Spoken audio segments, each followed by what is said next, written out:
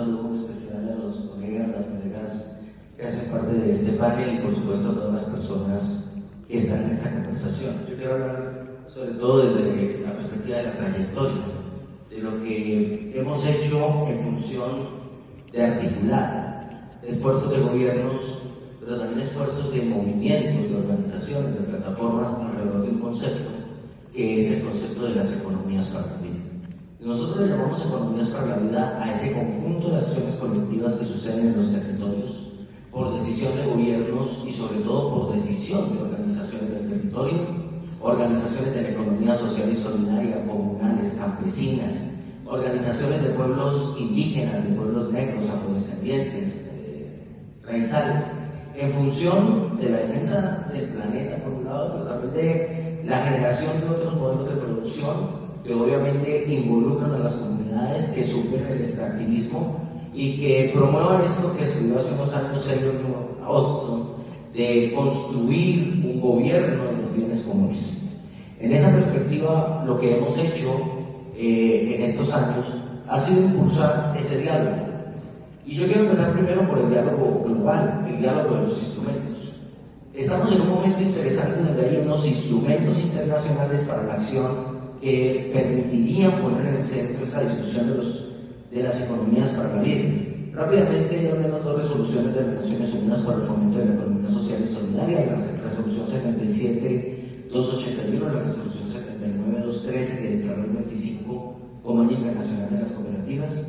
Pero luego empezó una serie de discusiones alrededor de la financiación del desarrollo o la financiación para el desarrollo, que concluyó en el compromiso de Sevilla. El compromiso de Sevilla es del año pasado, es un compromiso nuevo, es un instrumento nuevo, y sobre el cual ha habido un proceso de seguimiento importante y creo yo que hoy está en el centro de esta discusión de las economías para el vida. También están las conclusiones de la conferencia sobre desarrollo social en Doha y también el seguimiento que se hizo a este tema de la financiación del desarrollo en Nueva York. ¿Por qué estos instrumentos son importantes? Porque en todos ellos se menciona con claridad que para poder cumplir los objetivos de desarrollo sostenible, los gobiernos tienen que tener una guía en los territorios que son las comunidades. Y en particular, las comunidades es un concepto abstracto, la economía social y solidaria, algunos también hacen referencia a las medianas, a las pequeñas empresas que están en los territorios, y otros hacen mayor énfasis en pueblos indígenas, en comunidades locales, etc. Pero en esencia, estos instrumentos de las Naciones Unidas reconocen que la alianza de gobiernos y pueblos es realmente la posibilidad para sacar adelante objetivos de desarrollo sostenible, transformación de los territorios, y en el caso particular de la economía social y solidaria plantea tres tareas.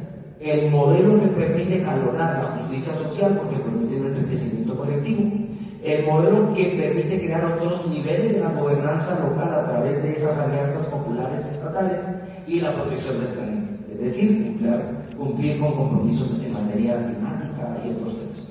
Así que, si fuera por los instrumentos, los tenemos. El problema es dónde realizamos estos instrumentos y con quiénes. Una de las mayores preocupaciones quizás que quedamos en la reunión de Nueva York es que en la reunión de Nueva York no están los movimientos sociales. Solo están los gobiernos y sobre todo el sector financiero internacional que ya tiene claras algunas rutas para llegar a los países vía crédito o deuda, es lo mismo, para impulsar su modelo de desarrollo. Entonces, aquí es donde este espacio que ustedes han convocado se vuelve sumamente importante, porque hay que convocar a esos sujetos de la acción colectiva que tienen que ser aliados de los gobiernos para poder construir una gran alianza de los pueblos, de las plataformas, de los movimientos, de las comunidades que pueden impulsar transformaciones específicas locales, como se ha dicho.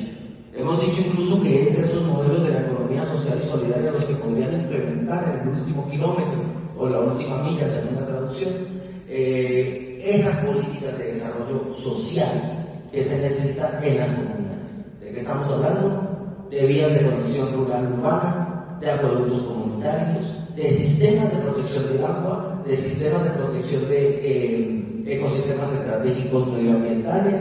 Colombia sí que sabe de eso, solo por mencionar la Amazonía. Esto debe ser la alianza entre pueblos, comunidades, gobiernos, organizaciones, instituciones de financiamiento internacional, por supuesto, para que la transición realmente hacia economías justas se haga visible, se haga real, no solo como instrumentos, como ya lo decía alguien ahora, sino como acciones concretas en territorio con actores concretos del territorio. Hay un ejemplo, quizás no sea muy parecido, de la década de los 90, cuando las Naciones Unidas dieron una discusión parecida sobre eso. Y al final la fórmula que se utilizó fue estados y corporaciones de la sociedad civil o entidades de la sociedad civil, pero al final la localización de la acción no se materializó porque las comunidades no fueron directamente integradas. Eran sujetos de la política, beneficiarios de la política, pero no protagonistas de la política. Si uno quiere construir una economía para la vida, el centro de los protagonistas tienen que ser las personas de las comunidades directamente. Luego, implica para el sistema multilateral o para los sistemas multilaterales, reducir la intermediación del contacto entre gobiernos, instancias internacionales y comunidades.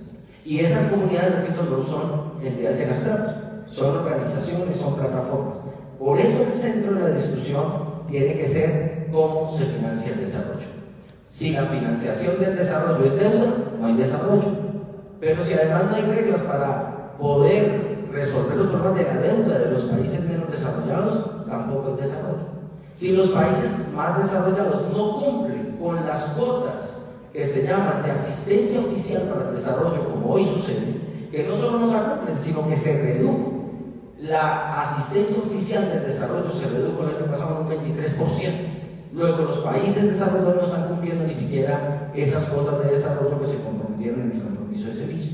Sin ese compromiso, sin esos cumplimientos, pues se vuelve mucho más difícil poder materializar compromisos en materia de objetivos de desarrollo sostenible, pero sobre todo en empoderar las comunidades, que son las que pueden realmente establecer modelos de producción, modelos de acción colectiva, modelos de protección, modelos de recuperación de las zonas devastadas, por ejemplo, por el extractivismo, si no, digamos, está esta cadena. Nosotros en Colombia hemos ayudado de alguna manera a esta discusión, quizás todavía a unos niveles muy marginales, pero vale la pena mencionar que hemos realizado 3 encuentros internacionales de economías para la vida. El primero de ellos, le llamamos Ecovía, fue en el año 2024. Se hizo con una presencia multitudinaria en el marco de la COP16 que realizamos en Cali.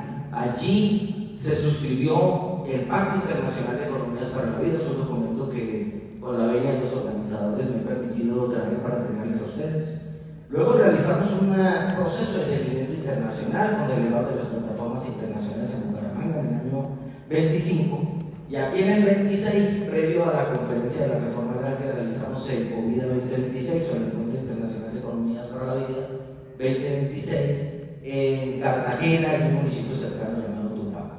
De este movimiento, que es lo que queda un conjunto de articulaciones de plataformas de la economía social y solidaria, de organizaciones locales, campesinas, de mujeres, de jóvenes y los gobiernos que nos han apoyado.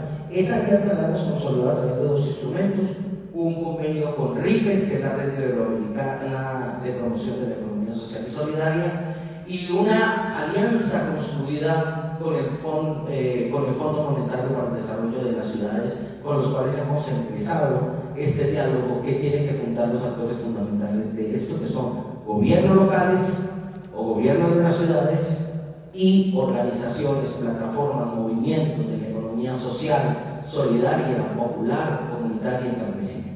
Todos los esfuerzos que hagamos en función de un concepto denominado de economías para la vida será vacuo, será vacío, si debajo no hay o encima de él no hay un movimiento popular, solidario que lo impulse en el mundo. Podemos seguir haciendo reuniones y podemos seguir haciendo conferencias de las Naciones Unidas, pero sin la gente no será posible construir. La vida se vive y se defiende con quienes viven el territorio. Muchísimas gracias a ustedes por su tiempo.